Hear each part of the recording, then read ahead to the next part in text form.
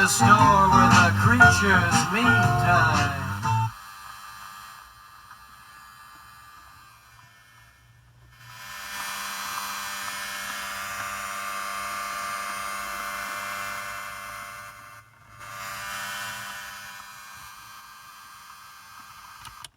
Strichene Stellen, der Treibwerk.